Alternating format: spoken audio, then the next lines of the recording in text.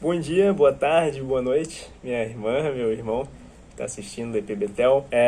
Engraçado, né? Eu estou conversando com vocês, mas estou conversando com vocês distante, de forma virtual. E o que não é o ideal, mas a gente sabe que nesse momento de calamidade que nós estamos vivendo, todas as medidas que vierem para o bem da nossa nação, do nosso povo, elas têm que ser seguidas. E a nossa igreja, nós como embaixadores do reino de Deus aqui na terra, a gente tem que fazer nossa parte também, dar o nosso exemplo para a sociedade. Por isso, estamos cumprindo as determinações do governo do estado de pararmos tudo durante 15 dias. Então, desde o dia 15 desse mês de março até o dia 30, estaremos numa fase emergencial com regras um pouco mais rígidas.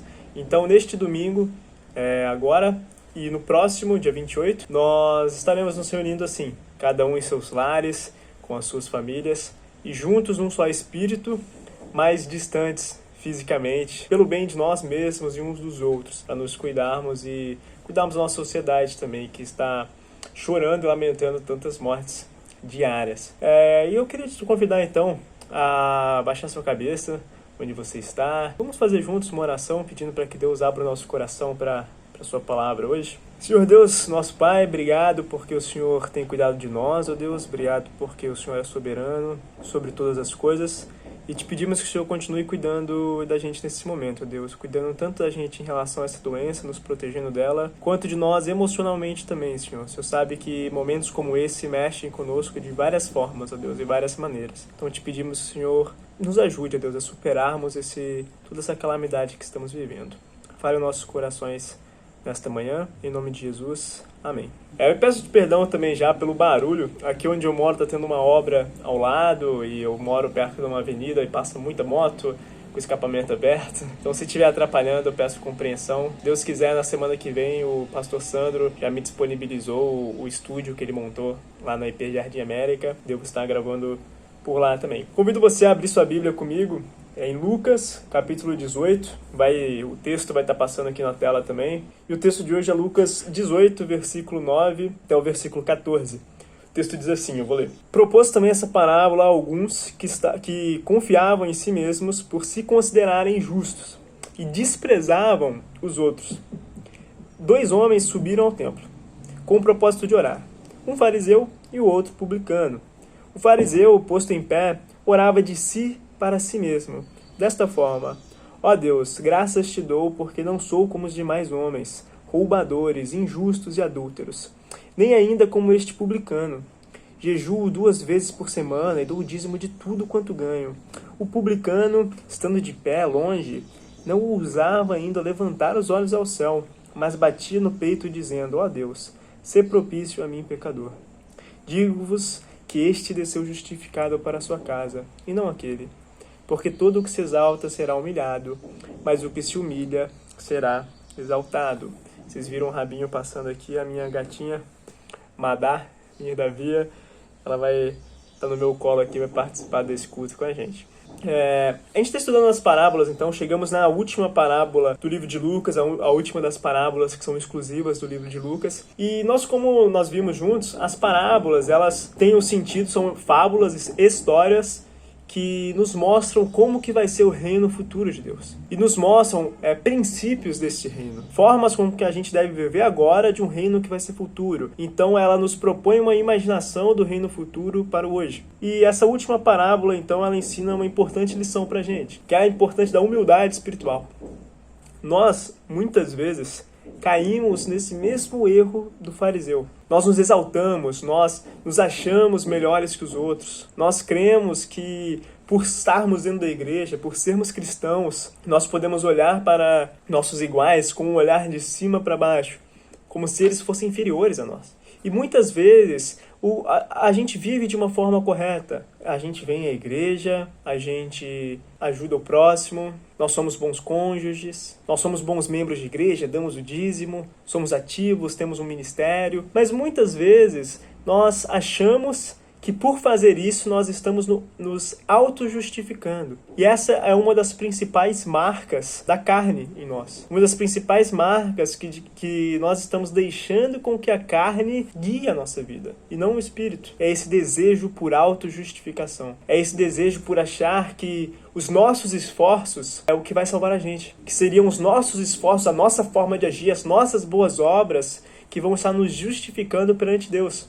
E dessa forma nos fazendo melhores que os outros. Então quando a gente vai orar para Deus, como esse fariseu, e aqui a oração simbolizando toda uma vida, a Bíblia fala que o fariseu ele orava de si para si mesmo. E às vezes nós estamos trabalhando, achando que estamos trabalhando para o reino, mas nós estamos trabalhando para nós mesmos, para a nossa autojustificação, para o nosso ativismo religioso. E esse é um erro sem tamanho. Isso faz com que a gente menospreze o nosso igual, menospreze o nosso próximo. Quantas vezes os fariseus eles foram combatidos por Jesus justamente por causa desse sentimento deles, de querer seguir a regra ao pé da letra, mas não para agradar a Deus, mas sim para se autossatisfazer com a sua própria moralidade. Enquanto eles poderiam olhar para os outros da sua sociedade se achando melhor do que eles. Um sentimento de autojustificação. Isso faz com que outra marca, a segunda marca da carne, seja evidente em nossas vidas. Porque nós olhamos para aqueles que sofrem ao nosso lado por pecados, por não serem perfeitos, e nós temos prazer no fracasso dos outros. Nós temos prazer em ver os outros pecar. E talvez este seja o seu caso. Talvez você olhe para os de fora da igreja, os de fora da comunidade, da família cristã, ou até aqueles que estão dentro, mas ainda não estão num processo de santificação tão grande, e você fica até feliz com o fracasso deles. Porque o fracasso deles na fé e na moralidade faz com que a sua aparente moralidade seja ressaltada. E aí você já não olha mais para eles com um olhar misericordioso, um olhar como o de Cristo para o pecador, que quer levar o pecador à restauração. Você olha com um olhar soberbo, porque o fracasso e a falha, o pecado dos outros, às vezes revela a sua aparente moralidade. E essa é uma marca terrível na vida de um cristão, na vida de uma pessoa, porque mostra claramente que ela está sendo guiada pela carne. Porque o Espírito em nós, o Espírito de Cristo que habita em nós, ele nos leva a olhar para qualquer um que esteja pecando ou passando por um período difícil de fracasso e nos leva a estender a mão. Nós somos como salva-vidas numa praia, onde se nós vemos alguém se afogando, a gente não fica rindo e gritando. Ou então falando, nossa, ele está se afogando. Ainda bem que eu sei nadar. Não, nós nos lançamos ao mar com o intuito de resgatar o que se afoga.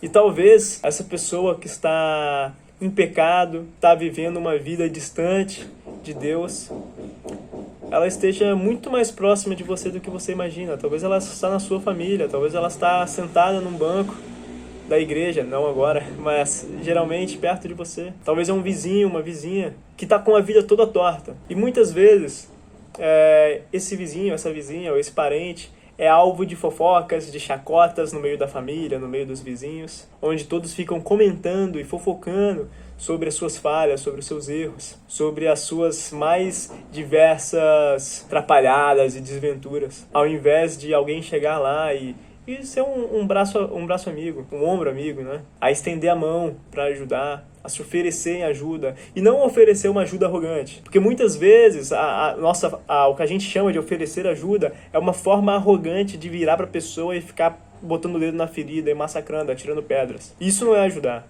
Ajudar é uma disposição a caminhar ao lado. E enquanto se caminha ao lado, enquanto geramos relacionamento com as pessoas, aí sim nós podemos ajudar e ter compaixão e ter empatia. Esse é o nosso dever, e não olharmos com esse olhar superior. E a terceira marca da carne, que é ressaltada aqui na vida do fariseu, e nossa última marca da carne, é a omissão da culpa. É o fugir da própria culpa. É o se achar tão bom, mas tão bom, que se você chega ao ponto de achar que a culpa não é sua. E talvez você esteja lidando com um pecado seu, um problema, ter uma falha de caráter, uma fissura na sua alma, chamada pecado, que você está querendo ao máximo se desvencilhar da culpa. Então assim, eu sou assim, mas eu sou desse jeito, eu sou uma pessoa difícil, eu sou uma pessoa irritada, brava, mas não, isso não é culpa minha, isso faz parte da minha personalidade, é a forma com que eu fui criada. Ou então, você fala assim, eu sou uma pessoa lasciva, eu me atraio por diversas mulheres, por diversos homens, sou uma pessoa promíscua, mas isso não é culpa minha. Eu não consigo ser fiel ao meu cônjuge, mas isso não é culpa minha. Poxa, Daniel, você não sabe o que eu estou passando no meu casamento. Você não sabe como é que foi minha infância, a formação da minha sexualidade. Claro, cada pessoa tem uma particularidade em sua vida. E é óbvio que essas particularidades nos fazem, muitas vezes, estarmos mais vulneráveis a certos pecados. Mas quando pecamos, nós temos culpa também. E se nós não lidarmos com essa nossa culpa da forma correta, que é levando a Cristo, essa culpa vai crescendo dentro de nós como um câncer. E por mais que a gente tente se desvencilhar da culpa e colocar a culpa em algo externo, no final das contas, a nossa própria carne e o diabo estará em nossa mente, nos massacrando com essa culpa. E essa culpa então vai se tornando um peso tão grande, e o salmista ele chega a dizer, enquanto não confessei os meus pecados, o meu vigor se tornou como em sequidão de estio. E a vida ficou pesada, era como se a mão de Deus estivesse sobre mim. O que ele está querendo dizer ali é que enquanto ele não confessava a sua culpa, aquela culpa o perseguia. E por essa culpa o perseguir, era como se um peso fosse crescendo em suas costas. E ele já não conseguisse mais suportar o peso da culpa.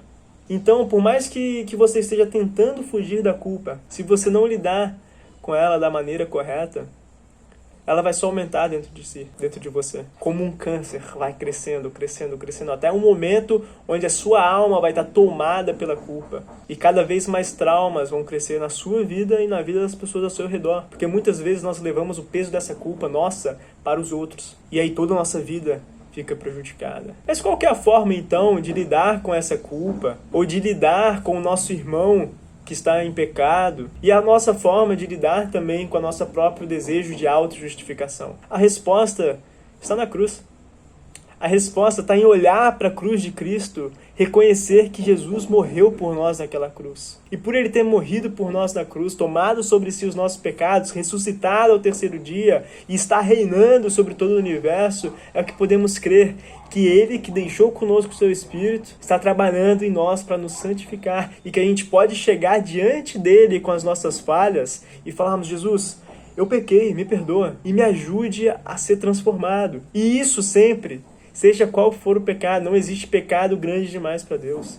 Seja o que for que você tenha feito, há perdão para você, para a sua vida. Porque o amor de Deus é um amor infinito, é um amor incansável, é um amor insondável, é um amor incondicional. Não tem nada que você faça, e eu repito isso sempre, não tem nada que você faça que vai fazer Deus te amar mais. Mas também não tem nada que você tenha feito que vai fazer Deus te amar menos. Deus te ama porque ele simplesmente é amor. E através de Cristo ele expande esse amor a todo aquele que invoca o seu nome. Saiba que Deus te ama e ele está disposto a te perdoar. Leve a sua culpa diante de Deus para que essa culpa seja tratada e transformada. Muitos dizem que o cristianismo, a fé cristã, é a religião da culpa. Mas o ser humano não precisa da fé cristã para sentir culpa. Nós sentimos culpa porque nós somos maus e nós cometemos erros. O que a fé cristã oferece é perdão para essa culpa. Nós não podemos ser conhecidos e taxados como a religião da culpa, sendo que nós pregamos uma fé que ela tem um objetivo, e esse foi o objetivo de Cristo, de tirar a nossa culpa. Ele tomou sobre si a nossa culpa. Por isso que nós também não devemos olhar para os nossos próximos e nossos iguais, jogando neles esse peso de culpa. Porque senão aí sim, a fé cristã, que é bela, e é uma fé do amor, do tirar a culpa de nós e colocar em Cristo, porque isso foi o que Deus fez, ela se torna uma religião da culpa. Porque se nós olharmos para os outros com um olhar de superioridade, como o fariseu fez, e aí nós vamos estar jogando a culpa em cima dos outros. E os outros vão estar jogando culpa em cima de nós. E isso não é a vontade de Deus.